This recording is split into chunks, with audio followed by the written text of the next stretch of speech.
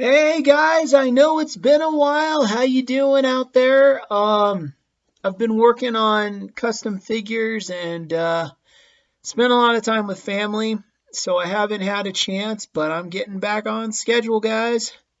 Good stuff. First thing, check it out. Custom painted and done by me, Garbage Pail Kid hat with real slime effect paint, translucent on there with the patch representing. I grew up in that time with the Garbage Pail Kids. They were kind of that funny go-to thing back in the day. For those of you guys that do remember that, and representing with the Garbage Pail movie shirt. Let me get my dude right here. Yeah. Okay. So, quick story. This movie is kind of a disaster. It came out in 1987. My mom walked out of the movie theater with me seeing it.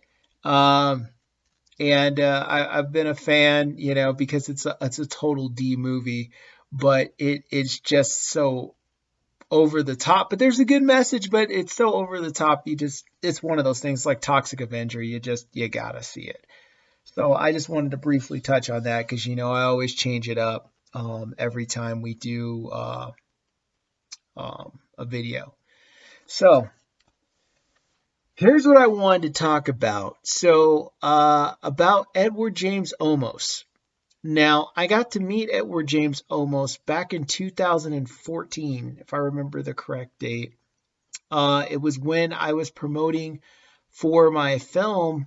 I can't say my film, our film. Sorry, the film Alien Identity, which was the fan film we were working on that was a sequel to the original second Aliens movie. Because I was not a fan of Alien 3 and the direction they went at all, and most people were not, and rightfully so. After the second movie just shattered the fourth wall, and then you give them a letdown, that was kind of a no. So we had this idea, my film partner and I, of doing it, and we did it. We casted, we did everything. We even got Carrie Hinn, that played Newt, out of retirement. And Rico Ross, who played Private Frost in the Aliens, involved, who's actually a very good friend of mine. We've become really cool friends. And he's a neat guy. And if you haven't checked him out, look on YouTube, look up Rico Ross, and check out his film reels. I got to see him on a stage production, and he was amazing.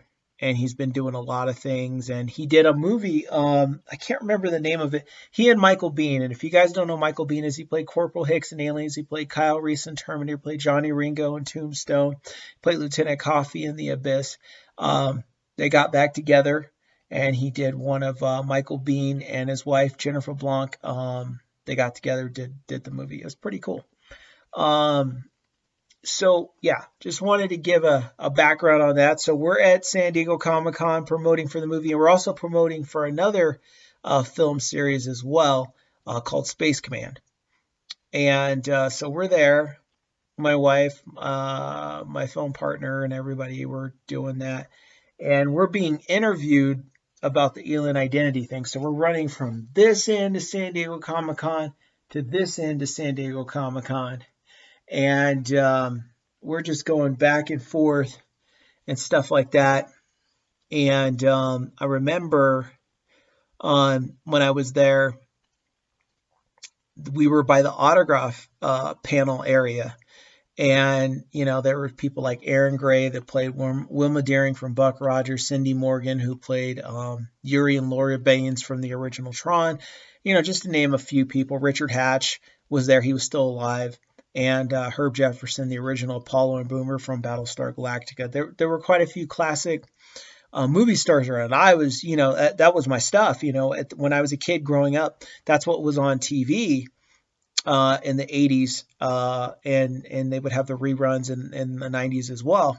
So I was blown away. I was like, wow, this is amazing. I was so nervous with some of the people, and I'm not starstruck. That's the thing about me. I'm not starstruck. It's just if the film had a huge impact on me, I'm kind of taken away because I was like, that was huge for me. And, I'm here today and doing what I do because of you guys. So that's kind of how I kind of look at it, and, I'm very respectful and, not trying to be all, ooh, when I meet him. But, deep down inside, I'm like, oh man, I'm nervous because this is a big moment for me. So I get to meet, these guys, and out of the corner of my left eye, I see the legendary Edward James Olmos. There he is. Blade Runner, Stand and Deliver, you know, uh, American Me, you know, Miami Vice, Zoot Suit. There he is, the legendary performer himself. And people don't know how iconic he really is. He's iconic as iconic can get. Um, and I saw him at the corner of my right eye, and I knew we had to get to the other side of, we had to go outside the convention center, down the street to get to one area we were promoting for. And then we had another interview on the way back, midways. There's a bunch of stuff going on. And I had always wanted to meet Edward James Olmos. And I was a huge fan, still am. And there he was. So I went over to him and I just said, Mr. Olmos, I'm sorry, I've got to get to this panel to promote for this movie, but I really want to sit and talk with you. And I've looked forward to meeting you since I was a kid, and I'm a huge fan, and I think you're incredible. And thank you for all the, because he's very involved in a lot of different things. Thank you for all the things that, you go out there and you do, and voicing your opinion and really just, taking a stand when you need to. I appreciate that. And he put his hand up like this. And it was like the whole Comic-Con just stopped. Boom. Everybody's standing still. And it's just me and him in motion. And he goes, young man, there will be time for us to talk. Okay? There will be time for us to spend. There will always be time for us to get together and do this conversation. And young man, I appreciate you for coming to me and telling me something meaningful like that, because you just get people that are like, oh, he's like, what you said came from the heart. But there will be time for us. And I want you to think about that, because when you come back, I will be here waiting for you and to have that conversation. And he said, now, and he put his hand on my shoulder and he says, now go, young man, and go to your panel and enjoy your day. And I went, whoa. And I said, man, Mr. Olmos, thank you so much. I love you. And I gave him a hug. He said, I love you too, brother. Go to that panel and I'll see you. And when that happened, my whole life just changed from that moment on. I was like, I got the not wise elder knowledge. I got like the master level knowledge. And when that happened, your whole life just kind of just changes, because here's the thing, guys. As popular and as famous as Edward James Olmos is, he doesn't have to be cool like that. When people at that level take the time out, and not just at that level, when people, let's get this right, when people take the time out of their day to give you that floor and that moment and that time is precious, guys. I mean, you got to look, Edward James Olmos, he's in his 80s probably by now. And so, you never know when people may pass. And so their time gets shorter, right? So when they give you time, when people give you time, give them that respect and that floor, because people don't have to do that. Realistically, we don't have to do anything we don't want to do. We could go around and be rude for the next 50 years and whatever, and that's our business, right? I mean, people might be like, man, that guy's a jerk. But, at the end of the day, do they really care about that? And that's kind of the thing. What I'm saying is people don't have to do that. They don't have to be respectful to you. They don't have to give you time. There's no obligation for them to do that. Heck, even your family members, they don't have to give you time. Nobody has to give you time. Okay? You can only speak for yourself. That's it. Right? That's the truth. So when I had someone like Edward James Olmos, who is a famous guy who's done it all, stop everything. I mean, stop his line, and he really wanted me to know that I had his attention. And I wanted him to know he definitely had mine. And he gave me that moment, and he looked me in the eye and said, you got to understand this. And I understood. We don't get many times like that in life sometimes. Sometimes our conversations are quick, our lives are fast-paced. We don't take the time to stop and smell the flowers. I look at that time and that reflection with Edward James Olmos, Sir Edward James Olmos, if I might say, because he's a gentleman and a respectful, real man. We don't get many times to kind of get into that and to do that, a lot. So when you get someone who gives you that time and gives you that space and really gives you some sound advice and some sound knowledge, and more importantly, just gives you the time and is willing to spend time with you to understand it, we need to open up both of our brains, both sides. That's really what I mean. We're not both the brains, but both sides of our minds. And we need to really connect with people like that. And we need to talk to people. We need to get real with people. So I would encourage you guys out there in the land of YouTube, get real with people, because tomorrow is not promised and you don't know how much time you have and you don't know what's going on. So please take the time, talk to people, and give that floor and that respect for each individual person. Do your best to do that.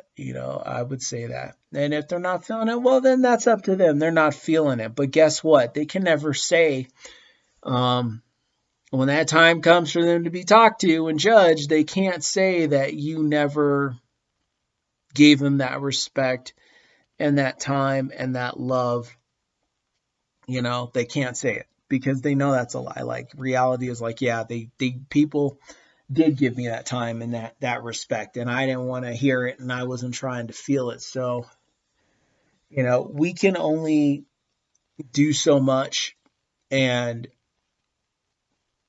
why don't we go out and try to come at people with a respect and a kindness and an open mind? I guess that's what I'm trying to say, guys. Let's try to be open-minded to people. Let's try to be understanding to people. Let's try to be right to people. Let's try to do that, guys. I think that the world needs much more of that and people like that. In a time where I've really noticed, like, people are really, really selfish, and I'm not just saying, oh, they're selfish. It's like, no, there's some serious selfishness going on out there. I've seen people they're into you guys know, the texting, the talking, the phone, And yeah, I use my phone and I take care of business and stuff, but I'm not a zombie with it, But I find it funny when you look on Facebook, you find yourself scrolling through the pictures, and I have to stop myself and go, no, I'm not going to do that. I'm not going to be one of those people. I'm going to be the type of person that definitely is connecting with reality.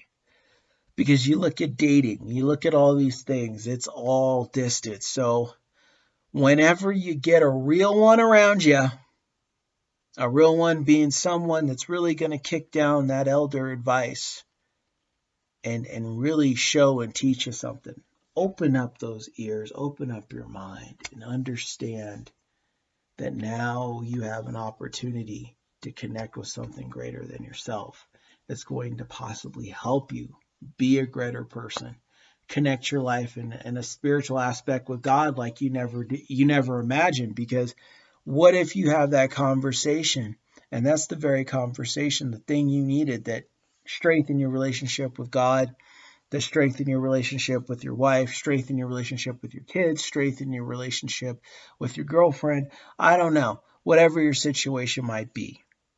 We have to really think about that is the thing that we need in our lives. And that person, that conversation, quick, long, or short, may have in there, that conversation might be the very thing that changes the game. I don't know. I might have told this story. I can't remember, guys. So you're going to have to forgive me. Maybe I didn't tell this story. I'm hoping I didn't, because then it'll be a new. But I remember I'm from California. And so at the time, I'm from Southern, but we were living in Northern, and my son was born, and I needed to get his birth certificate because we were moving out of state, out here to the Colorado area. And we need to get his birth certificate and all that stuff like that. So I drove down to an area down in Northern California to go get his birth certificate and pay for it and all that stuff. And I was down there, and there was this homeless guy that came over to me, and he said, hey, how you doing today? I'm doing good, man. How are you doing? How are you really doing? And he looked at me and he said, well, it's good. I'm going to work it out.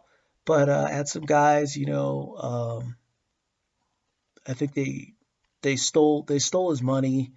And he's like, yeah, I was staying in this hotel, but I don't know how I'm going to pay for it, the past couple days and stuff like that. And, I was talking with him, and he was very nice, and he was very respectful.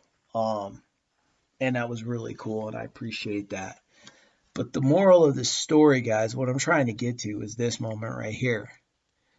I had just gotten a settlement for a car accident I was in, and I lost my sight in my left eye for about a couple years. And then the brain stem regrew itself, and I got my sight back. But at the time, it was a very crazy time. But anyway, I had gotten the settlement, so I had some money. I wasn't rich, but I had a good lump sum of some money. So I was like, man, look at this. This is fantastic. Thank you, Lord. I'm truly blessed. I may not be rich, but I can do some serious things I really need to do with this money. Fantastic. So he tells me a story. I talk to him for a minute, and I reach in my pocket, and I had gotten cash that day, and it was a good amount. I think it was like, I don't know, 100 and something or 200, and I talked to him, and I said, so yeah, how much is your hotel room? And so he said, well, it's about like here, okay, great. I said, how about a couple days on me? He said, what do you mean? I said, here you go. And I pulled the cash out of my pocket, and I gave it to him. And he looked at me with tears of joy and surprise. He wasn't expecting anything. And he said, we were talking about the Lord. And I said, yes, we were. He said, I'm telling you right now, today is the day I've waited a long time for. Today is the day I met the Son of God. I met Jesus. And I said, where? Because, that's what I'm thinking. Well, where? Who? Cool. Tell me about this. And he's going, no, you don't get it. He's like, that's you. He's like, God is working through you. He worked through you for us to meet, and you blessed me today. And you didn't have to do that. I wasn't expecting you to do anything. We were just talking. I was just enjoying the conversation. And you blessed me. He's like, you are the real Son of God. You are carrying that blessing and that strength with you. God bless you and thank you. You have no idea how this lit up my day. And I said, wow, I'm glad I could do it. See, here's the thing, boys and girls. The thing about Drew Danger is this. Drew Danger is not a selfish person. I've never been a selfish person. I try to share and help with everything that I do. Am I perfect? Absolutely not. Don't claim to be. But I can tell you one thing. I'm not a selfish person. So if I have the means to help, or I can do something or feed someone or whatever, I'm the first one jumping up to do so to try to make somebody's day better. You know? And he wasn't the only one. You know, like there were quite a few people going through some hard times. And I would carry around cash, you know, at the time so I could hook people up. Or if I didn't have cash, I happened to be going to a store, I would go into the store, get cash back, and I would help them because it comes back around.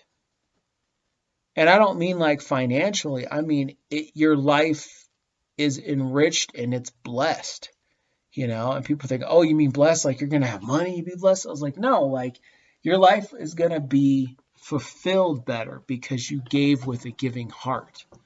You gave without anger or remorse or, you know, like, I mean, not remorse, but without any regret. And that's what I did. I gave with love in my heart and a need to help. And because of that, I believe that I was blessed to get my eyesight back. And I was blessed to be where I'm at today, you know, and I'll never forget that. So guys, here's the thing. Let's take the message of the great Edward James Olmos and give people time, because there's time for us to invest our time into the things that really matter if we're really interested and we really want to do something. So don't enable yourself this week, guys. Have the courage like Edward James Olmos and give the world time. All right? That's all I got for you on this one, guys. Thanks for hanging in there. Please like, subscribe, check it out. Write me. I'll answer whatever questions you guys, tell you guys whatever you want to know. And keep letting me know on the content what you guys want to see, okay? All right. Be good, guys. Drew Danger.